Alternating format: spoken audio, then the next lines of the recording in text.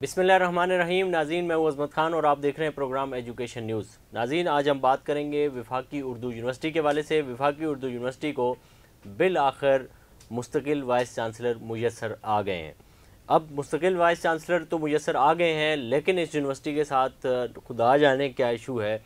फिर भी यहाँ के असातिज़ा सुकून में नहीं है। असातिज़ा का ये मानना है, खुसूसन कराची के दोनों कैंपसेस के असातिज़ा का, कि वाइस चांसलर ऑफिस जो है वो कराची में होना चाहिए, इस्लामाबाद में नहीं जाना चाहिए। गो कि ये एक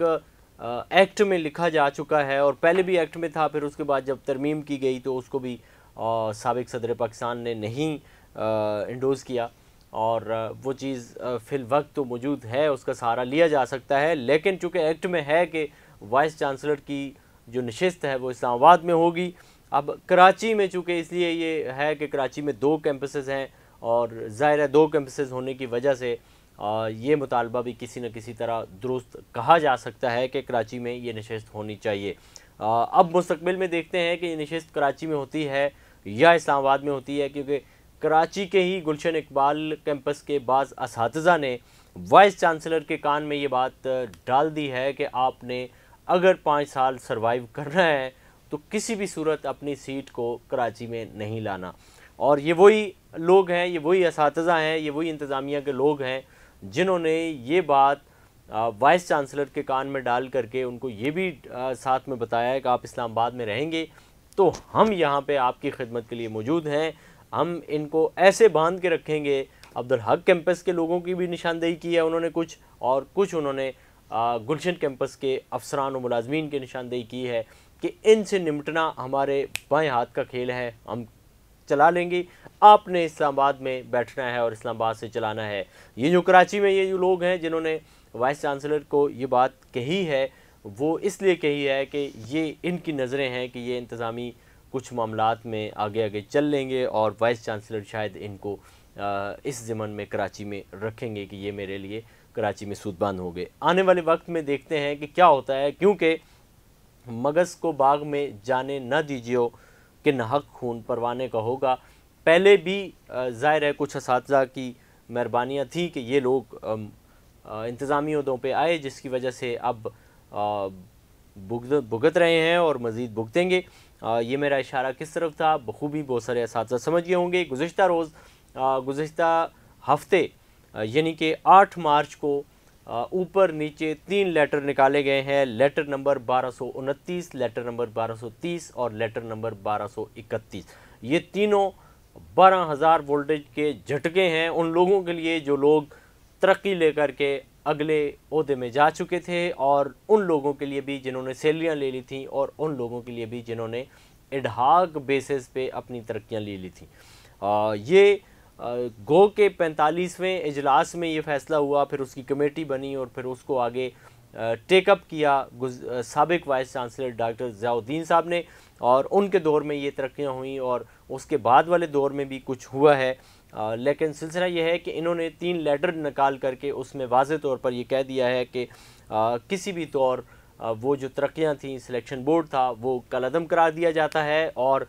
डॉक्टर ज़ियाउद्दीन साहब के दौर में होने वाली जितनी भी तकर्रियाँ हैं, तबादले हैं, उसके बाद जिन लोगों को मुस्तकिल किया गया है, ओहदों की नई तख्लीक की गई है या तनख्वाहों की अदायगी की गई है, वो सारी कलअदम करार दी गई हैं। और अब किसी भी सूरत उनको उनके ओहदों को तस्लीम नहीं किया जाएगा, बल्कि उनसे जो अदायगियाँ उनको हो चुकी हैं वो उनसे रिकवरियाँ भी की जाएंगी। ये जनाब मोहम्मद सदीक़ साहब दामत बरकातुहुल आलिया का ये फ़ैसला है, जिसको अब आने वाले वक्त में देखते हैं कि यूनिवर्सिटी वाले लोग मानते हैं या नहीं मानते हैं। ये मामला कोर्ट में जाता है या ऊँट केस करवट बैठता है, इससे भी आगाह करेंगे। लेकिन दूसरी जानब यह है कि जनाब सदीक़ साहब दामत बरकातुहुल आलिया ख़ुद जो मामलात करें वो सारे ठीक हैं, और वो केडर तब्दील कर दें वो सारा कुछ ठीक है, और वो बग़ैर वीसी की मंजूरी के असातिज़ा की हो चुकी जो अदायगियाँ वो वापस रिकवरी में डाल दें वो ठीक है, और जनाब असातिज़ा के ख़िलाफ़ मनमानी कार्रवाइयाँ करें, जो उनके ग्रुप के मुखालिफ असातिज़ा हैं उनके ख़िलाफ़ कार्रवाइयाँ करें, और अपने ऊपर लगे हुए इल्ज़ामात की फ़ाइलें सरकारी रिकॉर्ड से गायब कर दें तो वो गलत है, वो उसकी कोई जस्टिफिकेशन नहीं है। और ख़ुद अपनी ही جو اسناد ہیں ان کی جو انہوں نے معادلے لیے ہیں وہ معادلے لے کر کے اپنے ڈپارٹمنٹ کے بجائے دوسرے ڈپارٹمنٹ میں جا کر کے بیٹھنا اور خود قائم مقام ہو کر کے فیصلے کرنا، وہ سارے ان کے نزدیک درست ہیں، لیکن جو اس سے پہلے قائم مقام لوگ فیصلے کرتے رہے ہیں وہ فیصلے ان کی نظر میں غلط ہیں۔ یہاں پر اساتذہ نے اپنے ڈسنٹ نوٹ بھی جمع کروائے ہیں اور باقاعدہ کچھ سینیٹرز نے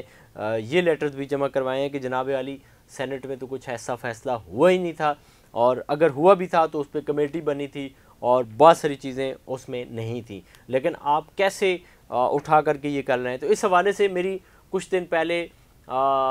وائس چانسلر سے بات ہوئی، وہ اسلام آباد میں تھے، کہہ رہے تھے میں مسجد جا رہا ہوں۔ میں نے کہا جی آپ مسجد ضرور جائیں، وہ آپ کا اور خدا کا معاملہ ہے، لیکن یہاں پر آپ کا اور بہت سارے لوگوں کا معاملہ ہے، اس کو تھوڑا سا آپ کلیئر کر لیں۔ تو انہوں نے مجھے کہا جی کہ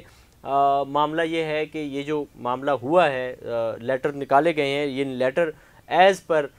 رول نکالے گئے ہیں، یعنی کہ سینٹ کا فیصلہ تھا، میرے آنے سے پہلے کا فیصلہ تھا، اور باقاعدہ سے اس